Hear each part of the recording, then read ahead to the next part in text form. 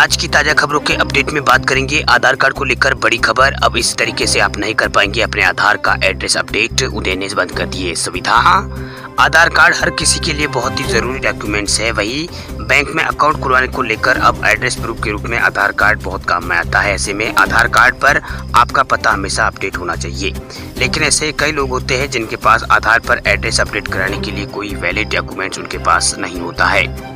ऐसे में उदय ने यहाँ पर एड्रेस वेरिफिकेशन लेटर सुविधा शुरू कर दी है, जिसके तहत आप बिना किसी डॉक्यूमेंट के अपने आधार कार्ड पर एड्रेस अपडेट कर सकते हैं। लेकिन फिलहाल उदय ने ये सुविधा अब इसको यहाँ पर बंद कर रखा है। ट्विटर पर एक यूजर्स का जवाब देते हुए उदय ने बताया कि फिलहाल अगले आदेश तक एड्रेस वेरिफिकेशन लेटर फैसिलिटी को बंद कर दिया गया है। अपने आधार कार्ड पर एड्रेस अपडेट कराने के लिए आपको फिलहाल किसी वैलिड एड्रेस प्रूफ की जरूरत होगी। वही एड्रेस वेरिफिकेशन लेटर सुविधा में उदय द्वारा यहाँ पर आपके दिए गए पते पर एक लेटर भेजा जाता है। इस लेटर में एक सिक्योरिटी कोड होता है जिससे आपका एड्रेस वेरीफाई किया जाता है। वह उदय द्वारा एड्रेस वेरिफिकेशन लेटर सुविधा को बंद करने से उन लोगों को परेशानी का सामना करना पड़ सकता है जिनके पास स्थायी पता नहीं है या फिर उसके लिए यहाँ पर कोई वैलिड डॉक्यूमेंट उनके पास नहीं होता है। बात करते हैं अगली खबर की, तो प्रधानमंत्री नरेंद्र मोदी 10 अगस्त को करेंगे पीएम उज्ज्वला योजना 2.0 का उद्घाटन। प्रवासियों को मिलेगी राहत।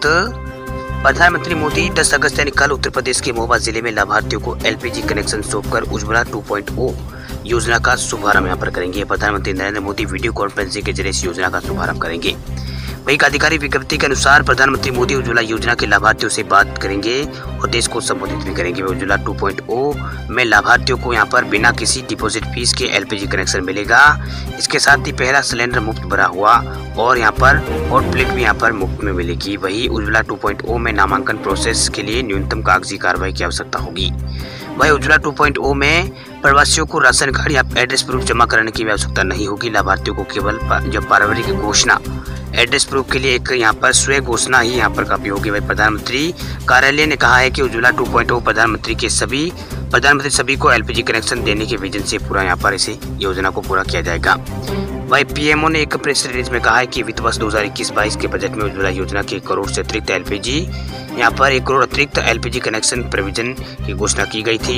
इसमें यहाँ पर 1 करोड़ अतिरिक्त पीएम उज्ज्वला योजना कनेक्शन यहाँ पर इसका मतलब इसके अंदर यहाँ पर कम आय वाले लोगों को यहाँ पर मुफ्त में एलपीजी कनेक्शन देना है। अब बात करते हैं अगली खबर की, तो 15 अगस्त से चलेगी लोकल ट्रेनें। वैक्सीन की दोनों डोज ले चुके लोग कर सकेंगे यात्रा।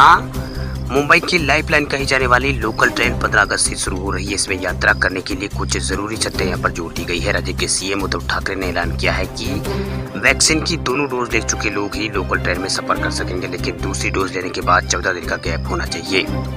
वही पूरी तरह से यहाँ पर वैक्सीन लगवा चुके लोग सफर के लिए यहाँ पर ट्रेन के सफर के लिए यहाँ पर उनको पास लेना होगा, जो कि स्मार्टफोन या फिर वार्ड ऑफिस या फिर उपनगरीय रेलवे स्टेशन से ले सकते हैं। राज्य के सीएम ने अपने संबोधन के दौरान कहा है कि यात्री मोबाइल ऐप के जरिए ट्रेन का पास डाउनलोड कर सकते हैं। जिनके पास स्मार्टफोन नहीं है वो यहाँ पर म्यूनिसिपल वार्ड ऑफिस के साथ साथ उपनगरीय रेलवे स्टेशन से यहाँ पर पास ले सकते हैं।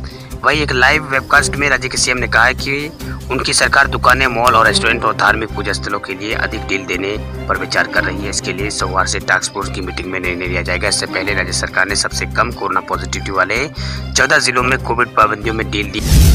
चलिए बात करते हैं अगली खबर की, तो दिल्ली में 10वीं और 12वीं के लिए खुलेंगे स्कूल। आज से साप्ताहिक बाजारों को खोलने का भी आदेश हुआ है जारी। दिल्ली सरकार ने 10वीं और 12वीं के छात्रों के लिए स्कूलों को खोलने की तैयारियां कर ली है। अब जो भी यहाँ पर 10वीं और 12वीं का स्टूडेंट स्कूल जाना चाहता है वो जा सकता है। अभी सिर्फ बोर्ड एग्जाम वाले बच्चों के लिए काउंसलिंग और गाइडेंस और बोर्ड एग्जाम की प्रैक्टिकल एक्टिविटीज और एडमिशन संबंधित कार्यों के लिए स्कूल यहाँ पर दिल्ली में खोले जाएंगे। वही दिल्ली में स्कूल आंशिक रूप से ही खुलेंगे। वही दिल्ली सरकार ने कोरोना महामारी की कम संख्या को देखते हुए स्कूल के साथ साथ साप्ताहिक बाजार को भी खोलने की अनुमति दी है। वही स्कूल खोलने को लेकर शिक्षा निदेशालय की ओर से कई दिशा निर्देश यहाँ पर जारी किए गए हैं ताकि कोरोना के नियमों का पालन हो। इस संबंध में दिल्ली सरकार ने यहाँ पर कई औपचारिक आदेश भी यहाँ पर जारी किए हैं। दिल्ली में आज यानी सोमवार को सभी साप्ताहिक बाजार खोलने की अनुमति यहाँ पर दी गई है। चलिए बात करते हैं अगली खबर की, तो पीएम मोदी आज किसानों के खाते में भेजेंगे 2000 रुपए। प्रधानमंत्री किसान सम्मान निधि योजना की नवी किस्त का इंतजार कर रहे किसानों के लिए खुशखबरी है। दरअसल पीएम मोदी आज किसानों के खाते में पीएम किसान सम्मान निधि योजना की नवी किस्त रिलीज करेंगे। वही पीएम मोदी आज दोपहर 12:30 बजे किसानों के खाते में नवी किस्त का पैसा भेजेंगे। वही केंद्र सरकार किसानों की आर्थिक स्थिति को ठीक करने, उनकी आय को बढ़ाने को लेकर सालाना यहाँ पर 2000 रुपए की 3 किस्तें किसानों के खाते में डालती है। यानी टोटल एक साल में 6000 रुपए की आर्थिक सहायता मोदी सरकार किसानों को करती है। अब तक किसानों के खाते में पीएम किसान सम्मान निधि योजना की 8 किस्तें आ चुकी है, यानी 8 किस्तों का पैसा आ चुका है।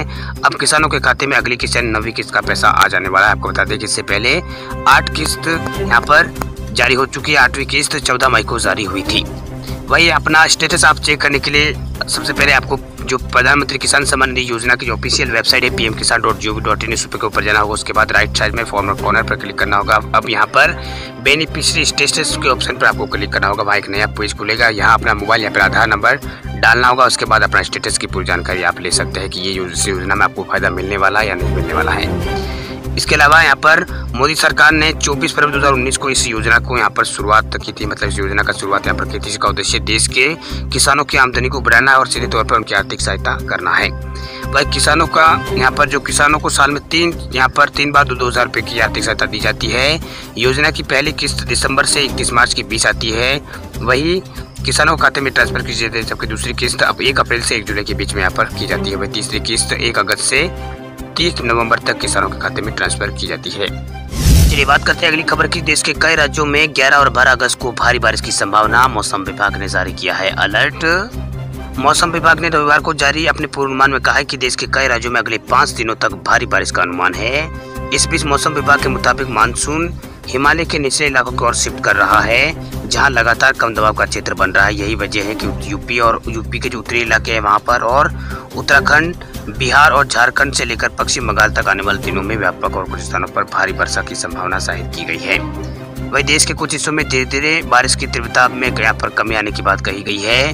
वही भारतीय मौसम विज्ञान विभाग यानी IMD ने रविवार को जारी अपने ताज़ा मौसम पूर्वानुमान में कहा है कि अगले 5 दिनों तक उत्तरी पूर्वी और पश्चिमी बंगाल, उप हिमालय पश्चिम बंगाल के अलावा यहाँ पर जो उप हिमालय क्षेत्र है वहां से लेकर सिक्किम जैसे राज्यों में अगले 5 दिनों तक भारी वर्षा की संभावना है। वही मौसम विभाग के मुताबिक मानसून का जो पूर्वी हिस्सा है वो हिमालय के तलहटी के नजदीकी और पश्चिमी हिस्सा अपनी सामान्य स्थिति से उत्तर की ओर शिफ्ट हो चुका है। वही वेदरमैन के मुताबिक यहाँ पर अगले 24 से 48 घंटों के मुताबिक मतलब अगले 24 से 48 घंटों के दौरान मानसून कम दबाव के क्षेत्र हिमालय के तलहटी के करीब शिफ्ट होने की संभावना है। अनुमानों के अनुसार बंगाल की खाड़ी की ओर चलने वाली हवा अब इन इलाकों में निचले स्तर पर होगी, जिनके चलते इन क्षेत्रों में बारिश में तीव्रता बढ़ने का अनुमान है।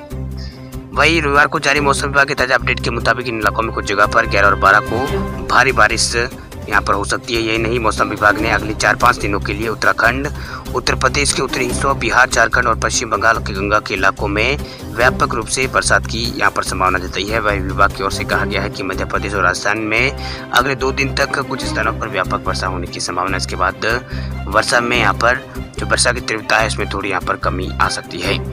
वही यही नहीं, ताजा अनुमानों के आधार पर महाराष्ट्र और गुजरात समेत प्रायद्वीपीय भारत में हल्की से मध्यम बारिश होने के आसार जताए गए हैं। लेकिन केरल और तमिलनाडु कुछ हिस्सों में अगले यहाँ पर 4-5 दिनों में कहीं कहीं बरसात की संभावना यहाँ पर देखी जा सकती है। आपको बता दें कि परसों यहाँ पर शनिवार को यहाँ पर IMD ने केरल के 4 जिलों के लिए ऑरेंज अलर्ट जारी किया था, 5 जिलों के लिए येलो अलर्ट जारी किया था। जिन जिलों में ऑरेंज और येलो अलर्ट जारी किया गया वहाँ यहाँ पर अच्छी बारिश यहाँ पर हुई है।